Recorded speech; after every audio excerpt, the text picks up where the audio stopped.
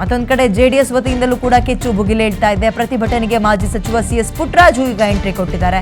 ಸರ್ಕಾರದ ವಿರುದ್ಧ ಧಿಕ್ಕಾರ ಕೂಗಿ ಆಕ್ರೋಶ ವ್ಯಕ್ತಪಡಿಸ್ತಾ ಇದ್ದಾರೆ. ಕೂಡಲೇ ನಾಲೆಗೆ ನೀರು ಹರಿಸಬೇಕು ಅಂತ ಒತ್ತಾಯವನ್ನ ಮಾಡ್ತಾ ಇದ್ದಾರೆ. CS ಪುಟ್ಟರಾಜು ಕೂಡ ಈಗ ಈ ಪ್ರತಿಭಟನೆಗೆ ಕಾಲಿಟ್ಟಿದ್ದು ಇದು ಮತ್ತೊಂದು ಕಡೆ ರಾಜಕೀಯವಾಗಿ ತಿರುಗಿಕೊಂಡು ಪಾಪ ರೈತರು ಇದರಲ್ಲಿ ಬಡವರಾಗ್ತಾರೋ ಅನ್ನುವಂತಹ ಅನುಮಾನ ಕೂಡ ಸಹಜವಾಗಿ ಕಾಡ್ತಾ ಇದೆ. ಪೊಲಿಟಿಕಲ್ ಟಚ್ ಸಿಕ್ಕಿದೆ ರೈತರ ಈ ಪ್ರೊಟೆಸ್ಟ್ಗೆ.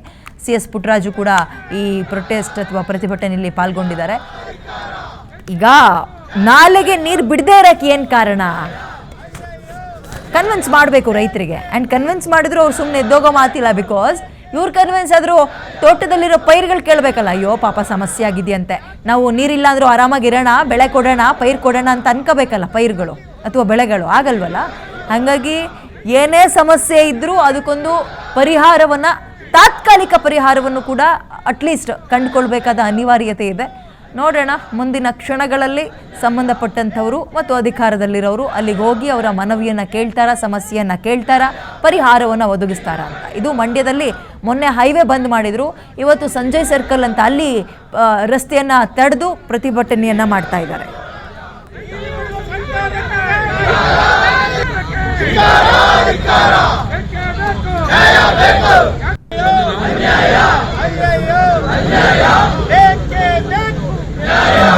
ಬಾಟಲಲ್ಲಿ ನೀರು ತಗೊಂಡ್ಬನ್ನಿ.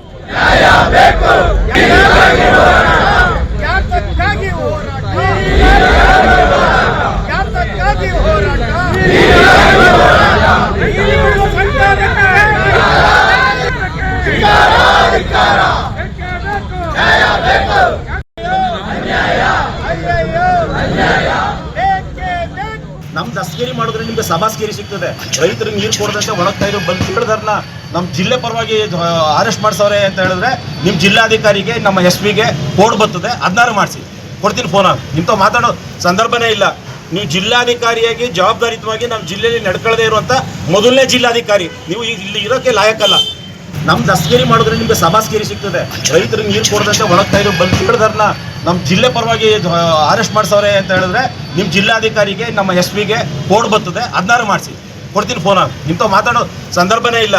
ನೀವು ಜಿಲ್ಲಾಧಿಕಾರಿಯಾಗಿ ಜವಾಬ್ದಾರಿತವಾಗಿ ನಮ್ಮ ಜಿಲ್ಲೆಯಲ್ಲಿ ನಡ್ಕೊಳ್ಳದೆ ಇರುವಂಥ ಮೊದಲು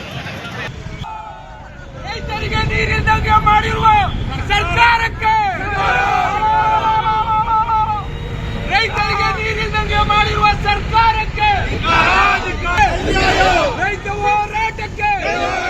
ಓಕೆ, ಇದ್ರ ಬಗ್ಗೆ ಮತ್ತಷ್ಟು ಮಾಹಿತಿ ನನ್ನ ಕಲೀಗ ರವಿ ನೀಡ್ತಾರೆ. ರವಿ, ನಾಲೆಗೆ ನೀರು ಬಿಡೋದಕ್ಕೆ ಸಮಸ್ಯೆ ಏನಿದೆ, ಟೆಕ್ನಿಕಲಿ ಏನು ಸಮಸ್ಯೆ ಇದೆ, ವಾಸ್ತವದ ಚಿತ್ರಣ ಏನು?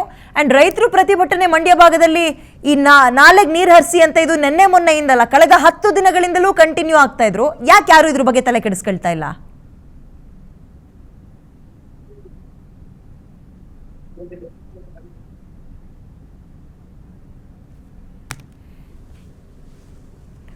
ವಿದ್ಯಾ, ಮಂಡ್ಯ ಭಾಗದಲ್ಲಿ ಕಳೆದ 10 ದಿನಗಳಿಂದ ರೈತರು ನಾಲೆಗಳಿಗೆ ನೀರು ಹರಿಸಬೇಕು ಅನ್ನೋ ನಿಟ್ಟಿನಲ್ಲಿ ಪ್ರತಿಭಟನೆಯನ್ನ ಮಾಡ್ತಾನೆ ಬಂದಿದ್ದಾರೆ. ಆದ್ರೆ ಜಿಲ್ಲಾಡಳಿತ ಯಾವುದೇ ರೀತಿಯಿಂದನೂ ಸ್ಪಂದನೆ ವ್ಯಕ್ತಪಡಿಸ್ತಾ ಇಲ್ಲ.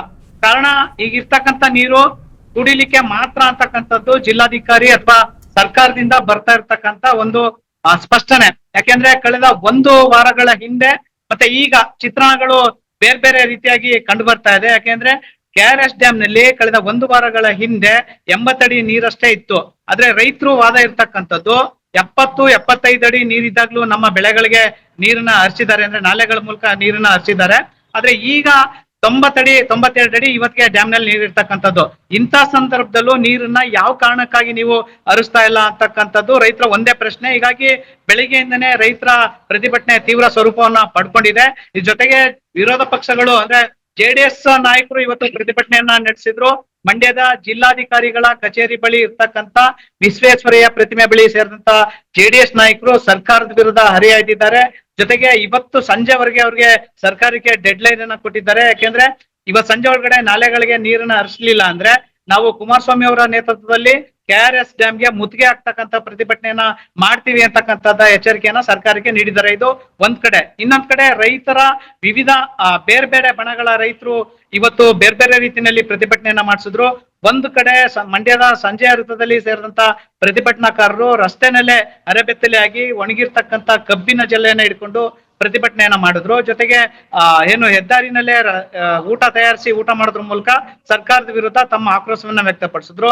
ಇನ್ನೊಂದ್ ಕಡೆ ಮಂಡ್ಯದ ಜಿಲ್ಲಾಧಿಕಾರಿಗಳ ಕಚೇರಿಗೆ ಮುತ್ತಿಗೆ ಅಂದ್ರೆ ದಿಗ್ಬಂಧನ ರೀತಿಯಲ್ಲಿ ಪ್ರತಿಭಟನೆ ಮಾಡಿದಂತ ರೈತರು ಜಿಲ್ಲಾಧಿಕಾರಿಗಳು ಬಂದು ನಮ್ಮ ಮನವಿ ಕೇಳಬೇಕು ಅಂತ ಹೇಳಿ ಒತ್ತಾಯವನ್ನ ಮಾಡಿದ್ರು. ಆದ್ರೆ ಜಿಲ್ಲಾಧಿಕಾರಿಗಳು ಫೋನ್ ಮೂಲಕ ರೈತರನ್ನ ಹೋರಾಟ ಮಾಡ್ತಾ ಇರ್ತಕ್ಕಂಥ ರೈತರನ್ನ ಸಂಪರ್ಕ ಮಾಡಿದ್ರು. ಫೋನ್ ನಲ್ಲೇ ಜಿಲ್ಲಾಧಿಕಾರಿಗಳಿಗೆ ತರಾಟೆಗೆ ತೆಗೆದುಕೊಂಡಂತ ರೈತ ಹೋರಾಟಗಾರರು ಜಿಲ್ಲೆನಲ್ಲಿ ರೈತರ ಪರವಾಗಿ ಅಥವಾ ನಮ್ಮ ಪರವಾಗಿ ಹೋರಾಟಗಾರರ ಪರವಾಗಿ ಒಂದೇ ಒಂದು ಕೆಲಸ ಮಾಡದೇ ಇರ್ತಕ್ಕಂಥ ಜಿಲ್ಲಾಧಿಕಾರಿ ಅಂತ ಇದ್ರೆ ಅದು ನೀವುಗಳು. ನಿಮ್ಮ ಹತ್ರ ಮಾತನಾಡ್ತಕ್ಕಂಥದ್ದು ಏನು ಇಲ್ಲ. ಕೂಡಲೇ ನಮ್ಗೆ ನೀರನ್ನ ಹರಿಸಿ, ಇಲ್ಲಾಂದ್ರೆ ನಮ್ಗೆ ಪ್ರತಿಭಟನೆ ಮಾಡ್ತಾ ಇರ್ತಕ್ಕಂಥ ನಮ್ಮನ್ನ ಅರೆಸ್ಟ್ ಮಾಡಿಸಿ, ಜಿಲ್ಲಾಧಿಕಾರಿಯಾಗಿ ನಿಮ್ಗೆ ಮತ್ತೆ SP ಗೂ ಕೋಡ್ ಬರುತ್ತೆ ಅಂತಕ್ಕಂಥದ್ದು ಹೇಳೋದ್ರ ಮೂಲಕ ರೈತರು ಒಂದು ಜಿಲ್ಲಾಧಿಕಾರಿ ಅಥವಾ ಜಿಲ್ಲಾಡಳಿತದ ವಿರುದ್ಧ ಒಂದು ಆಕ್ರೋಶವನ್ನ ವ್ಯಕ್ತಪಡಿಸ್ತಾ ಇದ್ದಾರೆ. ಹೀಗಾಗಿ ಇವತ್ತು ಸಂಜೆ ವೇಳೆಗೆ ವಿರೋಧ ಪಕ್ಷದ ನಾಯಕ ಆಗಿರ್ತಕ್ಕಂಥ ಅಶೋಕ್ ಅವರು ಮಂಡ್ಯ ಜಿಲ್ಲೆಗೆ ಭೇಟಿ ಕೊಡ್ತಾ ಇದ್ದಾರೆ. ಅವರು ಮಳವಳ್ಳಿ ಭಾಗದಲ್ಲಿ ಒಣಗಿ ನಿಂತಿರ್ತಕ್ಕಂಥ ಬೆಳೆಗಳನ್ನ ವೀಕ್ಷಣೆ ಮಾಡ್ತಾ ಇದ್ದಾರೆ. ಹೀಗಾಗಿ ಒಂದಲ್ಲ ಒಂದ್ ರೀತಿಯಲ್ಲಿ ಜಿಲ್ಲೆನಲ್ಲಿ ರೈತರ ಹೋರಾಟ ತೀವ್ರ ಸ್ವರೂಪವನ್ನ ಪಡ್ಕೋತಾ ಇದೆ. ಆದ್ರೆ ಸರ್ಕಾರದಿಂದ ಈ ಹೋರಾಟಕ್ಕೆ ಯಾವುದೇ ರೀತಿಯಾದ ಸ್ಪಂದನೆ ಸಿಗ್ತಾ ಇಲ್ಲ. 92 ಅಡಿ ನೀರಿದ್ರು ನಾಲೆಗಳಿಗೆ ನೀರ್ ಬಿಡ್ತಕ್ಕಂಥ ಯಾವುದೇ ಒಂದು ನಿರ್ಧಾರ ಸರ್ಕಾರದಿಂದ ಈವರೆಗೆ ಪ್ರಕಟ ಆಗಿಲ್ಲ. ಹೀಗಾಗಿ ರೈತರ ಹೋರಾಟ ಮತ್ತೆ ಯಾವ ರೀತಿ ಒಂದು ತೀವ್ರ ಸ್ವರೂಪವನ್ನ ಪಡ್ಕೊಳ್ಳುತ್ತೆ ಅಂತಕ್ಕಂಥದ್ದು ನೋಡ್ಬೇಕಾಗುತ್ತೆ. ಥ್ಯಾಂಕ್ ಯು ಡೀಟೇಲ್ಸ್ಗೆ ರವಿ.